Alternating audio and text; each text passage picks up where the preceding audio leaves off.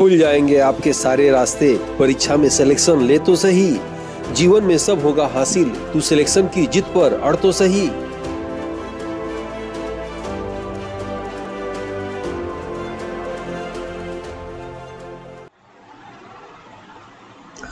Aditya classes exam गुरु channel में आप सबका स्वागत है। आज हम लोग की क्लास सावना से क्लास रहेगी, याद रखिएगा। यह class assistant professor GS paper के लिए इंपॉर्टेंट तो ही है, साथ में जितने भी वनडे एग्जामिनेशन होते हैं सब में इससे प्रश्न आता है, इसलिए लास्ट तक बने रहिएगा। बिल्कुल महत्वपूर्ण कंटेंट है।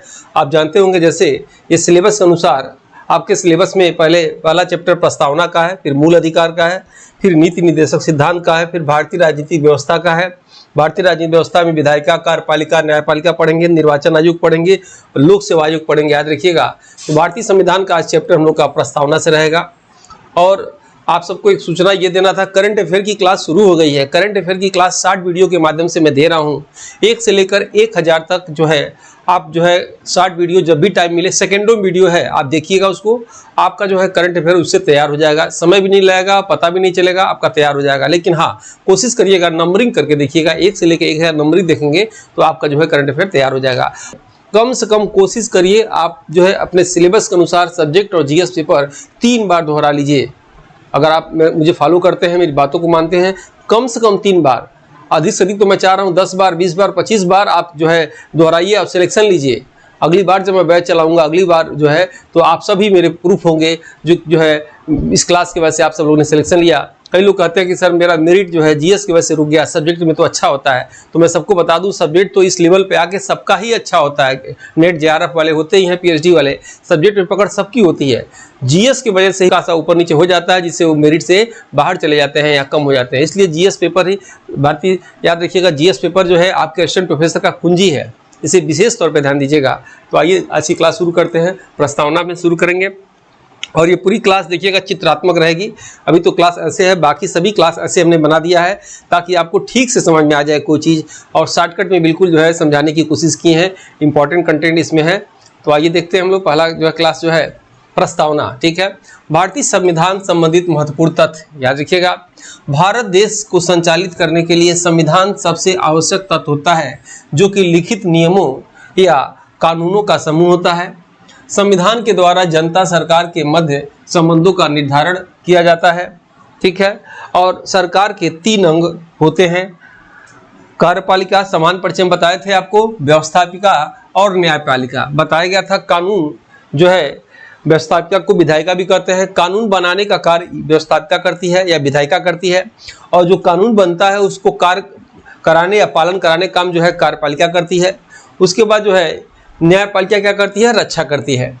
अनुच्छेद 50 के तहत, याद रखिएगा, न्यायपालिका और कार्यपालिका का पृथक्करण की बात किया गया है। दोनों जो है अलग रह के ही काम करें तभी देश की भलाई है, ये बात कही गई है। तो सरकार के 3 अंग, कार्यपालिका, व्यवस्थापिका, न्यायपालिका, और चौथा अंग होता है प्रेस या मीडिया होता है। ये आप ध्यान से इसको समझ लीजिएगा, ठीक है। आगे इसमें देखते हैं हम लोग भारतीय संविधान के विकास में, भारतीय संविधान का विकास में स्वतंत्रता आंदोलन से हम लोग शुरू करते हैं कि भारतीय संविधान का विकास कैसे होता है, ठीक है।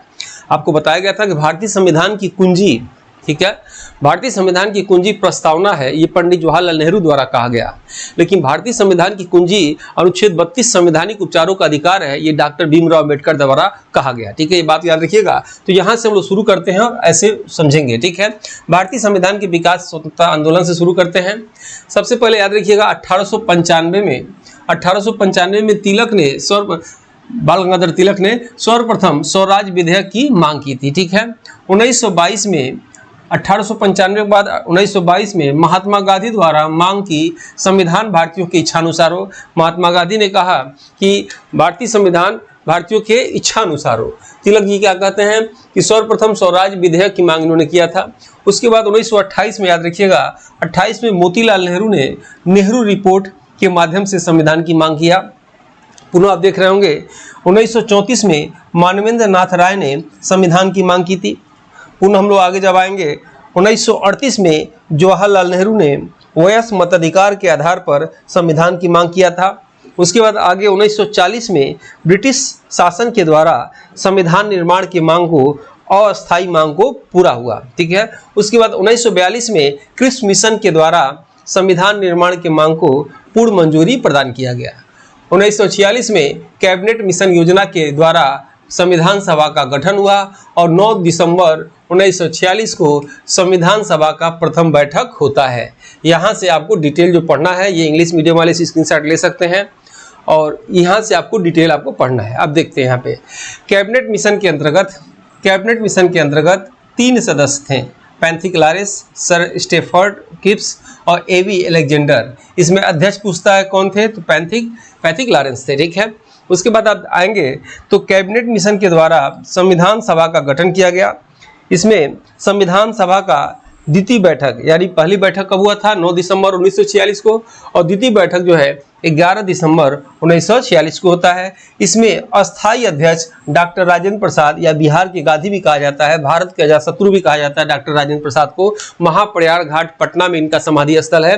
तो 11 दिसंबर 1946 को अस्थायी अध्यक्ष जो है, स्पीकर जो है डॉक्टर राजेंद्र प्रसाद बना दिए जाते हैं और 9 दिसंबर 1946 को अस्थायी प्रोटेम स्पीकर सच्चिदानंद, याद रखिएगा, सिन्हा जी चुने जाते हैं। यहाँ लिखा भी हुआ है कि 9 दिसंबर 1946 को अस्थायी अध्यक्ष सच्चिदानंद सिन्हा चुने जाते हैं। 2 दिन बाद आप देखेंगे 11 दिसंबर 1946 को अस्थायी अध्यक्ष यानी स्पीकर डॉक्टर राजेंद्र प्रसाद चुने जाते हैं, ठीक है। संविधान सभा का तृतीय बैठक, यानी प्रथम बैठक यहाँ होता है, द्वितीय बैठक यहाँ होता है और तृतीय बैठक में देखिए क्या कहा जा रहा है। संविधान सभा का तृतीय बैठक 13 दिसंबर 1946 को पंडित जवाहरलाल नेहरू के द्वारा उद्देश्य प्रस्ताव रखा गया, ठीक है। उद्देश्य प्रस्ताव संविधान सभा द्वारा 22 जनवरी 1947 को स्वीकार किया गया। ये भी प्रश्न पूछा है, आप याद रखिएगा इसको, इंग्लिश मीडियम वाले स्क्रीनशॉट ले सकते हैं। उद्देश्य प्रस्ताव के विषय में देखा जाए, उद्देश्य प्रस्ताव याद रखिएगा, ये प्रस्तावना जहां से संविधान निर्माताओं के विचारों, आदर्शों और मूल्यों को अभिव्यक्ति होती है। जवाहरलाल नेहरू उद्देश्य प्रस्ताव के जनक कहे जाते हैं, याद रखिएगा। 13 दिसंबर 1946 को पंडित जवाहरलाल नेहरू ने प्रस्तावना का प्रारूप तैयार करके संविधान सभा में पेश किया और संविधान सभा द्वारा 22 जनवरी 1947 को इसे स्वीकार किया गया। प्रारूप समिति या ड्राफ्टिंग समिति या मसौदा समिति के विषय में प्रश्न आता है। बेनेगल नरसिंहम राव या BN राव, याद रखिएगा, के द्वारा भारतीय संविधान के प्रथम प्रारूप का निर्माण किया गया, जिस पर विचार विमर्श के लिए 7 सदस्य प्रारूप समिति के गठन संविधान सभा के द्वारा किया गया। यहाँ पूछता क्या है, अगर पूछेगा कि प्रारूप समिति में कुल कितने व्यक्ति थे, 7 लोग, याद रखिएगा, जिसमें एक अध्यक्ष थे। और पूछेगा अध्यक्ष को छोड़ के कितने लोग थे, तो 6 लोग थे, ठीक है, 6 सदस्य थे। यहाँ लिखा भी हुआ है कि सदस्यों की संख्या निम्नलिखित है। डॉक्टर भीमराव अम्बेडकर अध्यक्ष थे या सभापति थे और 6 सदस्य थे, यानी कुल लेके उसमें 7 लोग थे, आप याद रखिएगा। नेक्स्ट आप देखेंगे, डॉक्टर भीमराव अम्बेडकर के नेतृत्व में गठित प्रारूप समिति के भारतीय संविधान के निर्माण में सर्वाधिक महत्वपूर्ण योगदान रहा है। इसलिए डॉक्टर भीमराव अम्बेडकर को भारतीय संविधान का जनक आदि नाम से भी जाना जाता है। नेक्स्ट हम लोग देखेंगे, नोट कर लीजिएगा, जो भी नोट मैं बताता हूँ वो इम्पोर्टेंट ही होता है, आपके एग्जाम में आ चुका रहता है, आएगा। डॉक्टर भीमराव अम्बेडकर संविधान सभा में प्रारंभ में बंगाल के पूर्व भाग से चुने गए थे, परंतु देश के विभाजन के पश्चात डॉक्टर भीमराव अम्बेडकर मुंबई प्रेसिडेंसी से संविधान सभा के सदस्य चुने गए, ठीक है। संविधान 2 वर्ष 11 माह 18 दिन, डेट याद रखिएगा, संविधान 2 वर्ष 11 माह 18 दिन में बनकर तैयार हुआ। 26 नवंबर 1949 को बनके ये तैयार हो गया, यानी 26 नवंबर 1949 को अंगीकृत किया गया और 26 जनवरी 1950 को पूरे भारत में लागू कर दिया गया, ठीक है। याद रखिएगा, संविधान जो है 2 वर्ष 11 माह 18 दिन में बना, प्रारूप समिति ने बनाया। प्रारूप समिति के अध्यक्ष कौन थे, डॉक्टर भीमराव अम्बेडकर थे और 6 उसके सदस्य थे। जब इन्होंने 2 वर्ष 11 माह 18 दिन में बनाया, 26 नवंबर 1949 को, याद रखिएगा, संविधान बना के रेडी कर दिया गया। 15 अनुच्छेद कुछ लागू कर दिए गए, लेकिन पूर्ण रूप से इसे 26 जनवरी 1950 को लागू किया गया। उसी दिन भारत का कानून 26 जनवरी 1950 को लागू हुआ। उसी दिन जो है गणतंत्र दिवस के रूप में हम लोग आज भी 26 जनवरी को मनाते हैं और इस बार 75वां मना है, याद रखिएगा। फ्रांस के राष्ट्रपति इमैनुअल मैक्रोन आए थे मुख्य अतिथि के रूप में, ठीक है। तो आइए इसमें आगे देखते हैं हम लोग।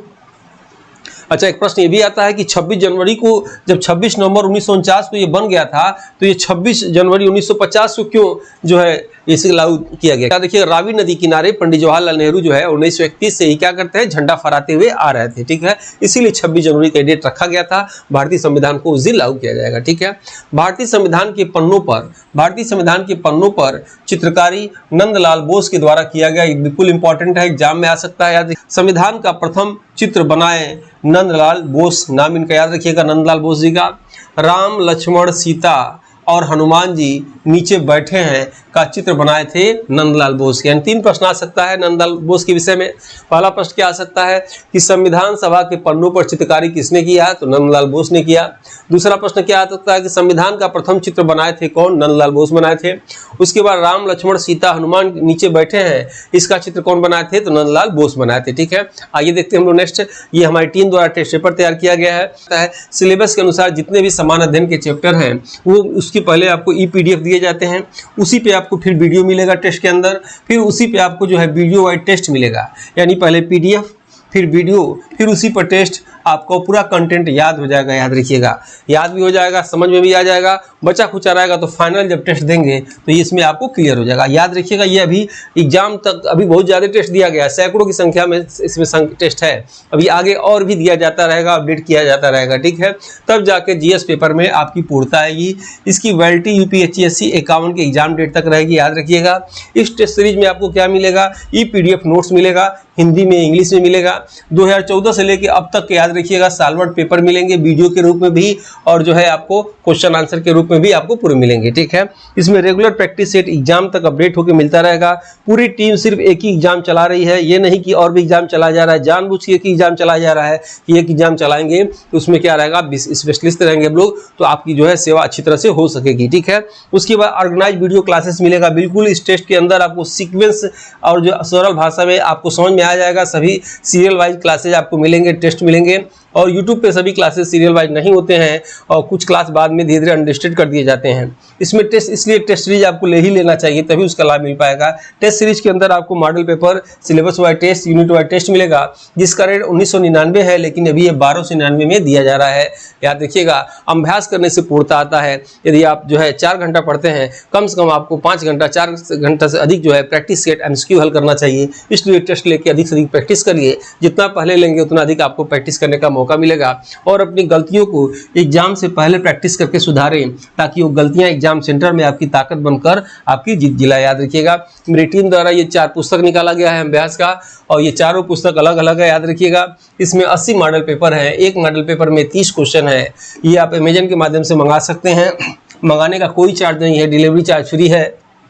साथ में ये बुक भी फ्री है, आपको मात्र 499 में ये आपको घर तक पहुंच जाएगा। मेरे हिसाब से कोई भी आप जो है पेपर देंगे, ये GS के सभी चारों पेपर आप जितने क्वेश्चन दिए हैं इसमें आपको एकदम ठीक से 2-3 बार पढ़ने के बाद जो है फिर इसको जो है OMR शीट जो है ये मिलेगी बुक आपको निःशुल्क। इसमें आप भर के जो है अपने नॉलेज को बढ़ा सकते हैं और अपने कॉन्फिडेंस लेवल को बढ़ा सकते हैं। जो भी हमारी टीम से जुड़ना चाहते हैं जुड़ भी जाना चाहिए। इसमें वीडियो की लिंक दी जाती है, इस WhatsApp ग्रुप में आप जुड़ सकते हैं, इस टेलीग्राम ग्रुप में जुड़ सकते हैं। चलिए आइए आज की क्लास आगे शुरू करते हैं हम लोग।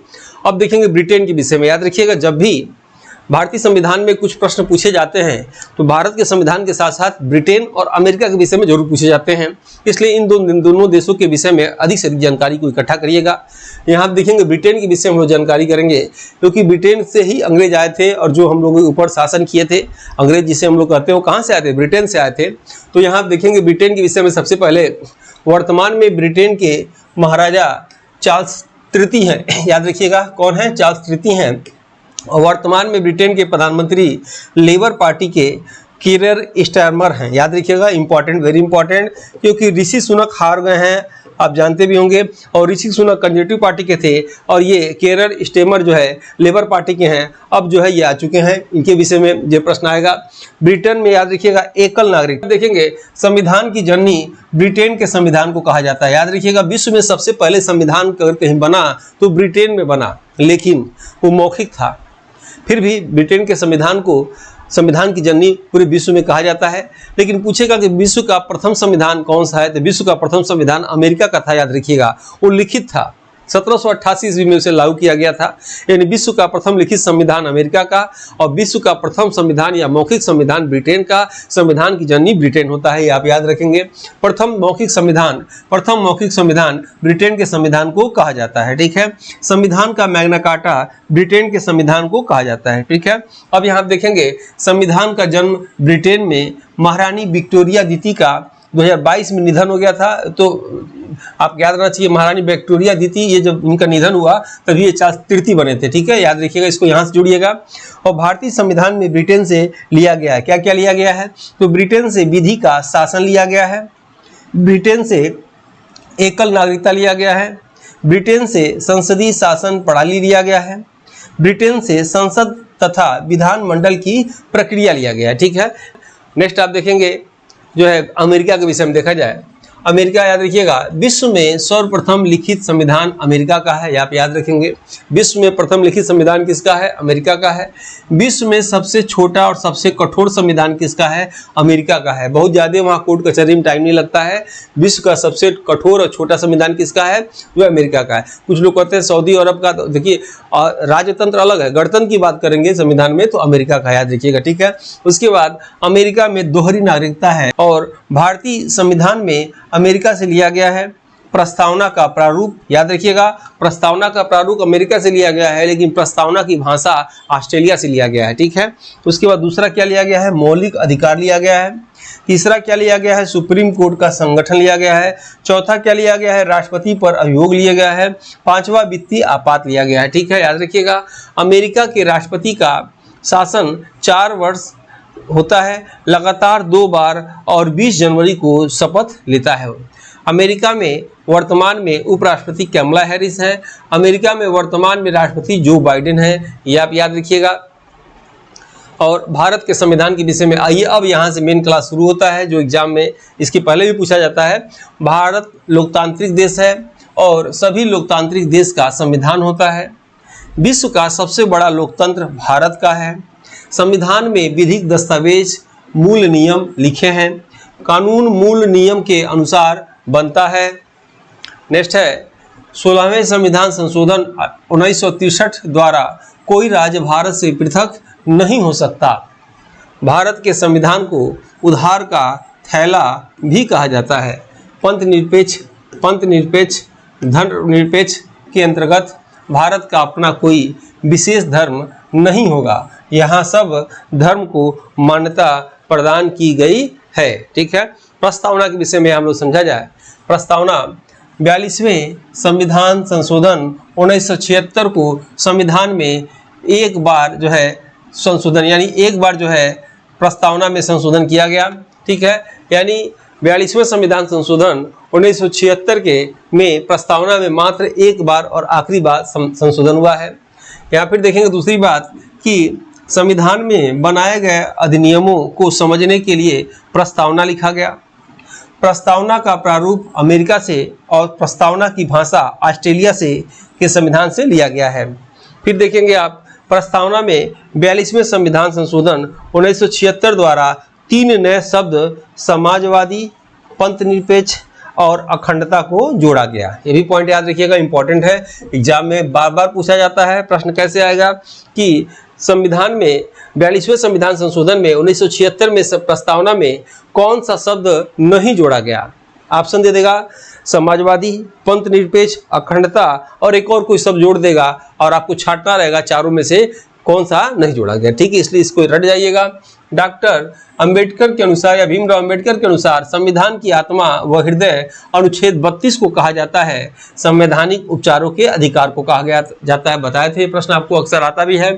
संविधान की आत्मा कुंजी, दर्शन, उद्देशिका, प्रस्तावना, आत्मा व हृदय याद रखिएगा को कहा जाता है। यानी संविधान की प्रस्तावना कहा जाता है किसके द्वारा, ये जो पंडित जवाहरलाल नेहरू द्वारा। फिर से समझ लीजिए, पंडित जवाहरलाल नेहरू द्वारा भारतीय संविधान की आत्मा प्रस्तावना को कहा जाता है, ठीक है।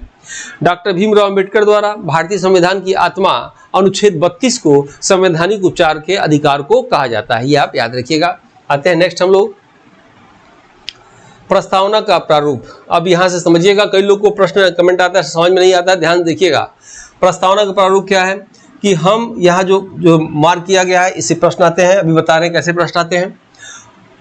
हम भारत के लोग भारत को एक संपूर्ण प्रभुत्व संपन्न समाजवादी पंथनिरपेक्ष लोकतंत्रात्मक गणराज्य बनाने के लिए तथा उसके समस्त नागरिकों को सामाजिक, आर्थिक, राजनीतिक न्याय, विचार, अभिव्यक्ति, विश्वास, धर्म, उपासना की स्वतंत्रता, प्रतिष्ठा, अवसर की समता या समानता प्राप्त कराने के लिए तथा उन सब में व्यक्ति की गरिमा और राष्ट्र की एकता और अखंडता सुनिश्चित करने वाली बंधुता बढ़ाने के लिए दृढ़ संकल्प होकर अपनी इस संविधान सभा में आज तारीख 26 नवंबर 1949 मिति मार्क्सिस शुक्ल सप्तमी संवत 2006 विक्रमी को एतद द्वारा इस संविधान को